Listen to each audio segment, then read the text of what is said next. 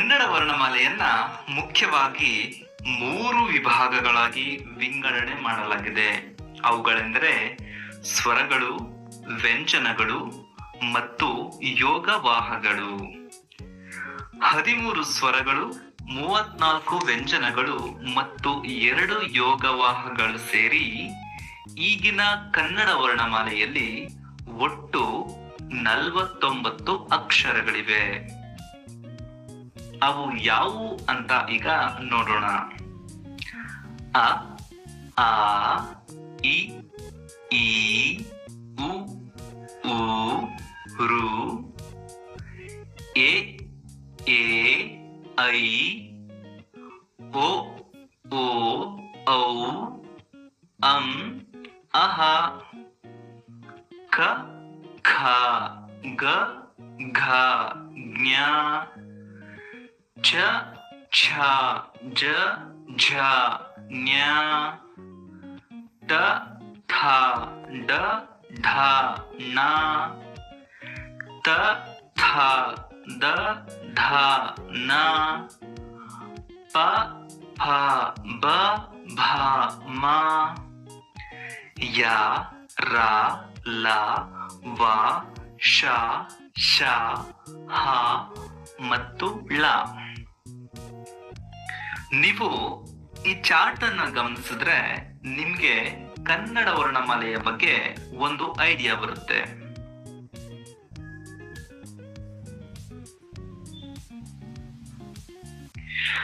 ನೀವಿಲ್ಲಿ ಗಮನಿಸಬಹುದು, ಮೊದಲೇ ಹೇಳಿದಂತೆ ಕನ್ನಡ ವರ್ಣಮಾಲೆಯನ್ನ ಮುಖ್ಯವಾಗಿ ಸ್ವರಗಳು, ವ್ಯಂಜನಗಳು ಮತ್ತು ಯೋಗವಾಹಗಳು ಅಂತ 3 ವಿಭಾಗಗಳಾಗಿ ವಿಂಗಡಿಸಲಾಗಿದೆ. ಮುಂದೆ ಸ್ವರಗಳನ್ನ ಹ್ರಸ್ವ ಸ್ವರಗಳು, ದೀರ್ಘ ಸ್ವರಗಳು ಮತ್ತು ಪ್ಲುತ ಸ್ವರಗಳು ಅಂತ, ವ್ಯಂಜನಗಳನ್ನ ವರ್ಗೀಯ ವ್ಯಂಜನ, ಅವರ್ಗೀಯ ವ್ಯಂಜನ ಅಂತ, ಅದರಲ್ಲಿ ವರ್ಗೀಯ ವ್ಯಂಜನವನ್ನ ಅಲ್ಪಪ್ರಾಣಗಳು, ಮಹಾಪ್ರಾಣಗಳು ಮತ್ತು ಅನುನಾಸಿಕ ಅಂತ, ಮತ್ತೆ ಯೋಗವಾಹಗಳನ್ನ ಅನುಸ್ವಾರ ಮತ್ತು ವಿಸರ್ಗ ಅಂತ ವಿಂಗಡಿಸಲಾಗಿದೆ. ಈಗ ಎಲ್ಲಾ ವಿಭಾಗಗಳ ಬಗ್ಗೆ ತುಂಬಾ ಸರಳವಾಗಿ ತಿಳ್ಕೊಳ್ತಾ ಹೋಗೋಣ. ಮೊದಲನೇದಾಗಿ ಸ್ವರಗಳ ವಿಚಾರಗಳ ಬಗ್ಗೆ ತಿಳ್ಕೊಳ್ಳೋಣ. ಸ್ವರಗಳು ಯಾವುದೇ ಅಕ್ಷರದ ಸಹಾಯವಿಲ್ಲದೆ ಉಚ್ಚಾರ ಮಾಡಲಾಗುವ ಅಕ್ಷರಗಳಿಗೆ ಸ್ವರಗಳು ಅಂತ ಕರೆಯಲಾಗುತ್ತದೆ. ಕನ್ನಡ ವರ್ಣಮಾಲೆಯಲ್ಲಿ ಒಟ್ಟು 13 ಸ್ವರಗಳಿವೆ.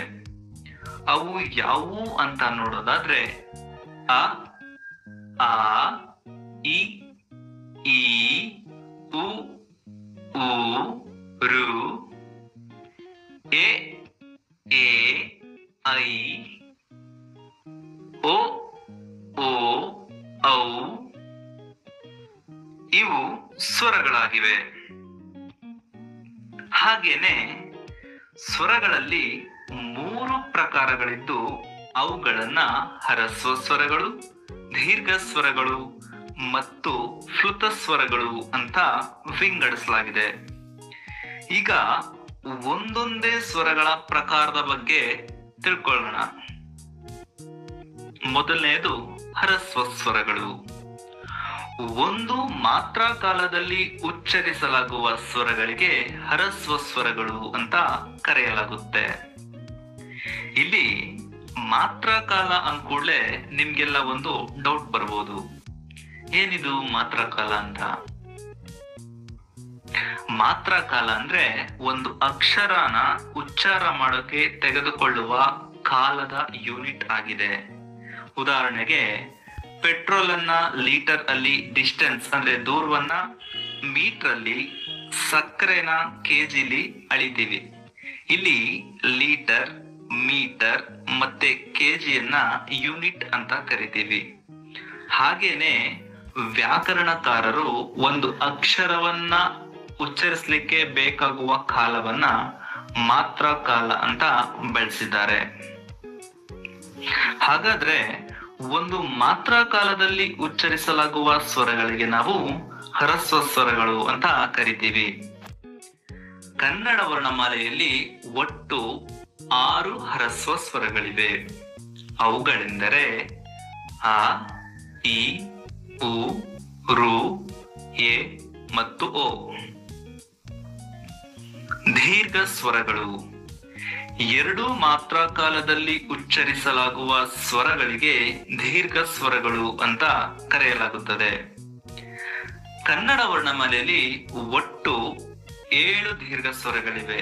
ಅವುಗಳೆಂದರೆ ಆ, ಈ, ಉ, ಎ, ಐ, ಓ ಮತ್ತು ಔ. ಇದರಲ್ಲಿ ಇನ್ನೊಂದು ವಿಶೇಷತೆ ಇದೆ. ಐ ಮತ್ತು ಔ ಅಕ್ಷರಗಳನ್ನ ಗಮನಿಸಿ. ಆ ಪ್ಲಸ್ ಇ ಸೇರಿ ಐ ಸ್ವರ, ಆ ಪ್ಲಸ್ ಉ ಸೇರಿ ಔ ಸ್ವರ ಉಂಟಾಗಿದೆ.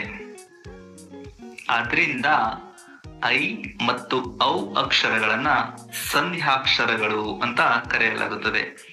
ಸಂಧ್ಯಾಕ್ಷರಗಳನ್ನ ತುಂಬಾ ಎಕ್ಸಾಮ್ಗಳಲ್ಲಿ ಕೇಳಿದ್ದಾರೆ, ಹಾಗಾಗಿ ಇದು ತುಂಬಾನೇ ಇಂಪಾರ್ಟೆಂಟ್. ನೆಕ್ಸ್ಟ್ ಬರೋಣ, ಫ್ಲುತ ಸ್ವರಗಳು. ಒಂದೊಂದ್ಸಲ ದೀರ್ಘ ಸ್ವರಗಳನ್ನ ಇನ್ನೂ ದೀರ್ಘವಾಗಿ ಎಳೆದು ಉಚ್ಚರಿಸೋದುಂಟು. ಹಾಗಾಗಿ 2ಕ್ಕಿಂತ ಹೆಚ್ಚಿನ ಮಾತ್ರ ಕಾಲದಲ್ಲಿ ಉಚ್ಚರಿಸಲಾಗುವ ಅಕ್ಷರಗಳಿಗೆ ಫ್ಲುತ ಸ್ವರಗಳು ಅಂತ ಕರೆಯಲಾಗುತ್ತದೆ. ದೇವರೇ ಕಾಪಾಡು, ಅಮ್ಮ ಎಲ್ಲಿದೆಯಾ ಮುಂತಾದ ಉದಾಹರಣೆಗಳನ್ನ ಗಮನಿಸಬಹುದು. ಇಲ್ಲಿ ದೇವರೇ, ಅಮ್ಮ ಅನ್ನೋ ಕಡೆ ದೀರ್ಘ ಸ್ವರಗಳಿಗಿಂತ ಹೆಚ್ಚು ದೀರ್ಘವಾಗಿ ಎಳೆದು ಇಂಗ್ಲಿಷ್ ಆಲ್ಫಾಬೆಟ್ ನ ಎಸ್ ಆಕಾರದಲ್ಲಿ ಸೂಚಿಸಲಾಗುತ್ತದೆ. ಈಗ ವ್ಯಂಜನಗಳ ವಿಚಾರಗಳ ಬಗ್ಗೆ ತಿಳ್ಕೊಳ್ಳೋಣ. ವ್ಯಂಜನಗಳು ಸ್ವರಗಳ ಸಹಾಯದಿಂದ ಉಚ್ಚಾರ ಮಾಡಲಾಗುವ ಅರ್ಧ ಅಕ್ಷರಗಳಿಗೆ ವ್ಯಂಜನಗಳು ಅಂತ ಕರೆಯಲಾಗುತ್ತದೆ. ವ್ಯಂಜನಗಳನ್ನ ಸ್ವರಗಳ ತರ ನಾವು ಸ್ವತಂತ್ರವಾಗಿ ಉಚ್ಚಾರ ಮಾಡೋಕೆ ಆಗೋಲ್ಲ. ಕನ್ನಡ ವರ್ಣಮಾಲೆಯಲ್ಲಿ ಒಟ್ಟು 34 ವ್ಯಂಜನಗಳಿವೆ. ಅವು ಯಾವುವು ಅಂತ ನೋಡೋದಾದ್ರೆ ಕ, ಖ, ಗ, ಘ, ಜ್ಞ, ಚ, ಛ, ಜ, ಝ, ನ್ಯ, ಟ, ಥ, ಡ, ಢ, ಣ, ತ, ಥ, ದ, ಧ, ನ, ಪ, ಫ, ಬ, ಭ, ಮ, ಯ, ರ, ಲ, ವ, ಶ, ಶ, ಸ, ಹ ಮತ್ತು ಳ. ನಮ್ಮ ಕನ್ನಡ ವರ್ಣಮಾಲೆಯಲ್ಲಿ ವ್ಯಂಜನಗಳನ್ನ ವೈಜ್ಞಾನಿಕವಾಗಿ ಅತ್ಯಂತ ಸೊಗಸಾಗಿ ಜೋಡಿಸಿದ್ದಾರೆ. ವ್ಯಂಜನಗಳು ಹುಟ್ಟೋ ಸ್ಥಾನನ ಆಧರಿಸಿ ವರ್ಗೀಯ ವ್ಯಂಜನ ಮತ್ತೆ ಅವರ್ಗೀಯ ವ್ಯಂಜನ ಅಂತ ವಿಂಗಡಿಸಿದ್ದಾರೆ. ಹಾಗಾದ್ರೆ ವ್ಯಂಜನಗಳಲ್ಲಿ 2 ಪ್ರಕಾರಗಳಿದ್ದು, ಮೊದಲನೇದನ್ನ ವರ್ಗೀಯ ವ್ಯಂಜನ ಮತ್ತೆ ಎರಡನೇದನ್ನ ಅವರ್ಗೀಯ ವ್ಯಂಜನ ಅಂತ ವಿಂಗಡಿಸಿದ್ದಾರೆ. ಈಗ ಮೊದಲನೇ ವ್ಯಂಜನ ವರ್ಗೀಯ ವ್ಯಂಜನಗಳ ಬಗ್ಗೆ ತಿಳ್ಕೊಳ್ಳೋಣ. ಅಕ್ಷರಗಳು ಹುಟ್ಟುವ ಸ್ಥಾನವನ್ನ ಆಧರಿಸಿ ಕ ಇಂದ ಮಾವರೆಗಿನ ವ್ಯಂಜನಗಳನ್ನ ವರ್ಗೀಯ ವ್ಯಂಜನಗಳು ಅಂತ ಕರೆಯಲಾಗುತ್ತೆ. ಕನ್ನಡ ವರ್ಣಮಾಲೆಯಲ್ಲಿ ಒಟ್ಟು 25 ವರ್ಗೀಯ ವ್ಯಂಜನಗಳಿವೆ. ಅವುಗಳೆಂದ್ರೆ ಕ, ಖ, ಗ, ಘ, ಜ್ಞ, ಚ, ಛ, ಜ, ಝ, ನ್ಯ, ಟ, ಥ, ಡ, ಧ, ನ, ತ, ಥ, ದ, ಧ, ನ, ಪ, ಫ, ಬ, ಭ, ಮ.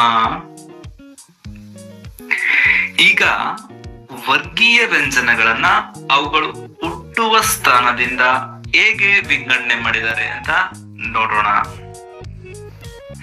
ಮೊದಲು ವರ್ಗವನ್ನ ಗಮನಿಸಿ. ಕ ವರ್ಗ, ಛ ವರ್ಗ, ಟ ವರ್ಗ, ತ ವರ್ಗ, ಪ ವರ್ಗ.